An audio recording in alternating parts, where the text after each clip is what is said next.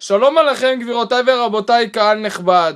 אנחנו כאן הערב כדי לראיין את הזמר הגדול, יציר האומנים, בעל מקדניית האומנות החסד של יפיופה.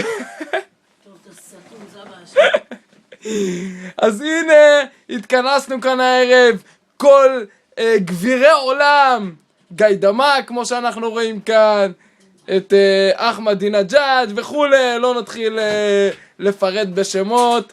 אז הנה אנחנו תכף מראים לכם עכשיו את הרגליים של הזמר הדגול, ואנחנו לאט לאט עוברים לזמר.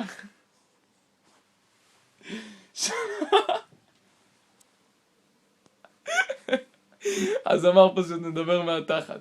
שלום! שלום. סתם, זה לא הזמר, זה סתם מהבדיחה. הנה הזמר.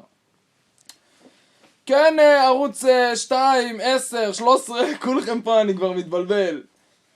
אני רוצה להגיד לכם דבר כזה, כמו שאתם רואים אותי, שגדלתי ונהייתי כזה בן אדם גדול, שאין זבוב בעולם שלא מכיר אותי. גם סתום, אפשר להגיד. זה לא הגיע מגאווה או משהו. חזיר, זה מה שאתה. אני רוצה להגיד דבר כזה, זה בסך הכל קול יפה שנתן לי הקדוש ברוך הוא, וסלסולים עצומים, וכל הבטבחתה שנכנס בי יצר משהו קטלני ואדיר, שכל הזמרים מנסים לשאוב ממני עוד ועוד ועוד. ולחכות אותך.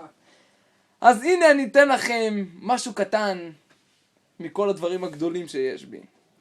בלומביה, בלומביה, בלומביה, שם בג'ונגל, בתוך הג'ונגל, יושב לו אריה. בלומביה, בלומביה, בלומביה, בלומביה, שם בג'ונגל, בתוך הג'ונגל, אכן תמונות קשות. יושב לו